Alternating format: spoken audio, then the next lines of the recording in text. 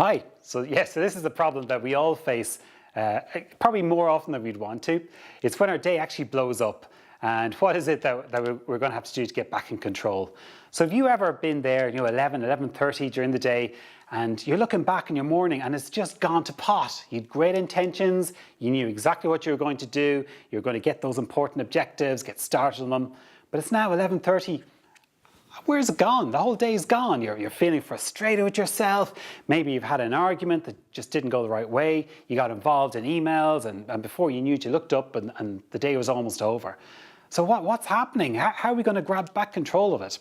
Well, the first thing is you got to realize this happens all the time. It's perfectly normal. We live very busy lives, and it's just our job is not to keep in control all the time. Our job is to recognize exactly these types of situations where, things are going out of control, and to realize that actually we can do something about it. I'm going to share with you 4 things, that the 4 R's, funny enough, that you can actually do to grab back control of your day right away. And if you think about a football coach in the sideline, right? So he's there watching his team play. So 5 minutes in, all fine. 10 minutes in, all fine. 20 minutes in, his team collapses. They're 3-0 down already. So does a football coach wait until the end of the game and then start reviewing how things went? Of course not. He'd be fired if he did. The football coach, straight away, as soon as he realizes things are going wrong, he starts trying to correct them. So he'll make a substitution. He'll change the tactics around. He will try whatever it takes to get something out of something. Even if the game is going bad, he will try and motivate his team and change his tactics to make sure that he tries to get at least something out of this game. And that's exactly the attitude that I want you to take into your day, even if it's gone to pot so far. There's still some of the day left. So our job is to figure out how to actually go and make the most out of that. So it happens in a lot of different ways.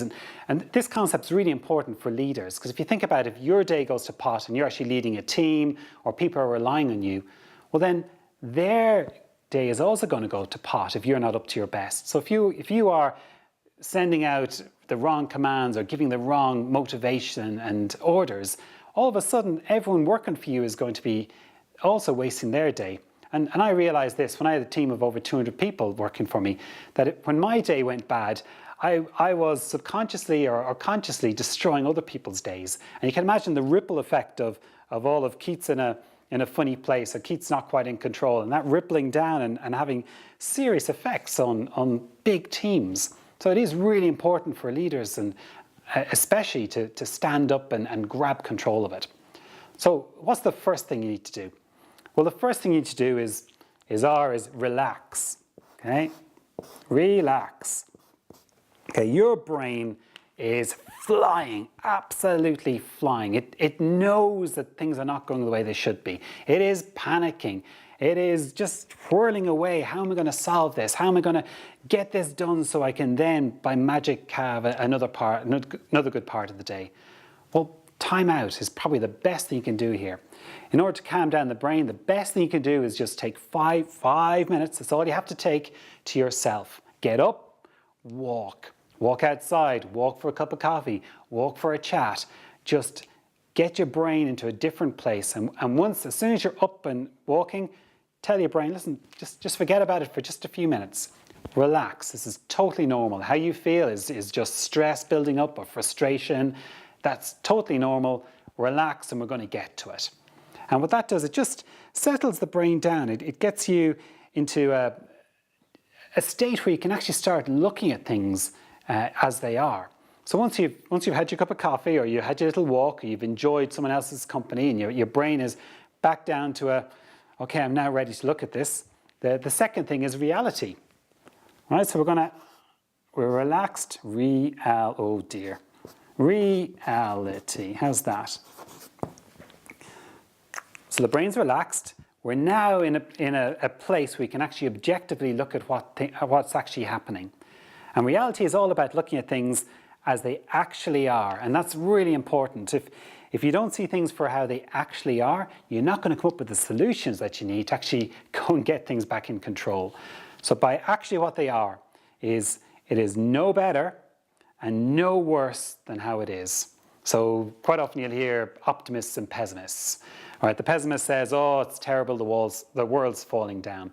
the world is probably not collapsing today. There's a few things gone wrong. It's probably not collapsing. So call out what exactly is going wrong, but don't exaggerate it.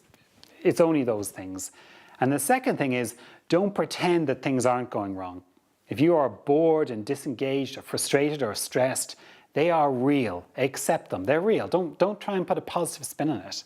Because if you try and put a positive spin on it, you won't think, oh yeah, I am frustrated. What is making me frustrated? That's what's making me frustrated.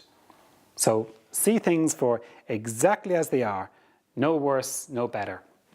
And I remember one time where I had to put this into practice, and it's still with me, was I arrived in one morning and I had 15 emails, well, probably more than that, from some pretty senior people, all complaining about things that seemed related, but they were different enough. So after about 2 hours of responding to these people and getting my team to respond to them and investigate it, I suddenly realized these 15 people were all part of the same part of the company.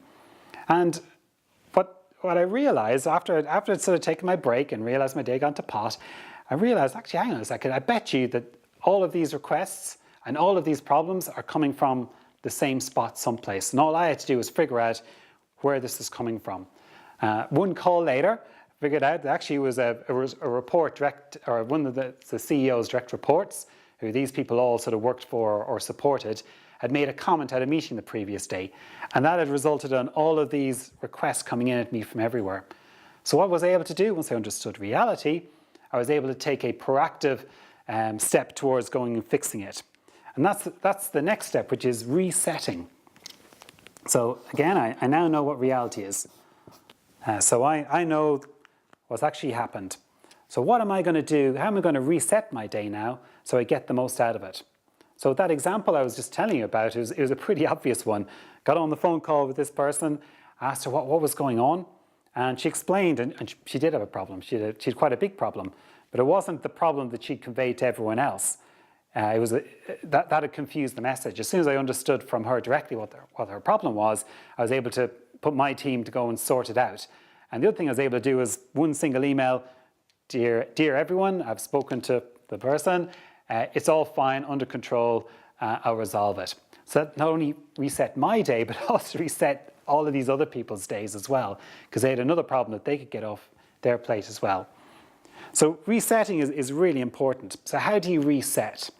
Well, the first thing you need to do is ask, well, given where I am now, where I actually am now, forgetting about the fact that the morning has been wasted, what can I do to make the most successful impact on today? What is most important to my day? What can I actually do from now until when I finish that'll push my own agenda, my own goals forward?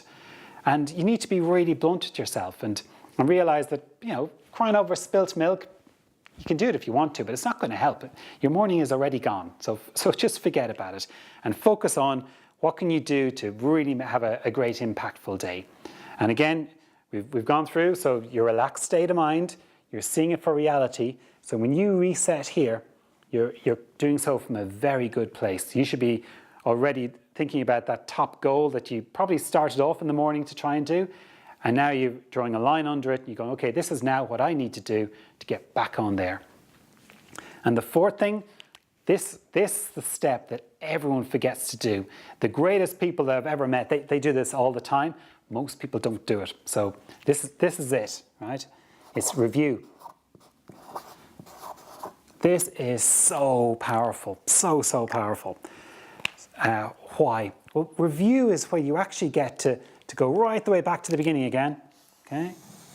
Up to here, where your day went to pot, in fact, up to there, and start asking a few questions. Given I'm at the end of my day, I'm looking back, what actually happened up here? What blew up? Why did it blow up? And you can say, well, ask a few simple questions. So the questions I always ask is, well, why did it blow up? What contributed to that blowing up? Was there something that I could have done to prevent that blowing up? And once I understand that, I've increased my knowledge about how to stop these things occurring in the future. That's the first benefit of the review. The second one is even more powerful. The second one is, okay, I was here in my day when the day blew up. Then how did I recover my day and how well did I do? So Did I relax? How did I try and relax? Was that effective? Yes, no. Sometimes it is, sometimes it isn't. What can I learn? How can I relax better? Did I see reality properly? When I got to the end of the day, did I look back and go, wow, you nailed it, Keith. You looked at it, you thought about it, you figured out exactly what was going on, and you nailed it. You saw exactly what it was, black, white, done. And where you didn't, you actually phoned the right person and you understood it. And the third thing is when you took actions today to go and make the most out of your day, how effective were they? Did you take the right action? How could you have made it better? And this review process brings it all together. And I do this religiously every single night. And almost every really successful person I know does the similar type of thing. So every night, I write down in my journal, I look out for things that went wrong. So things that blew up or steps here that didn't quite work out the way I did or the way I was expecting it to. And I ask myself, well, what was I expecting versus what was the outcome? And what were those little things that happened that made that outcome either better or worse?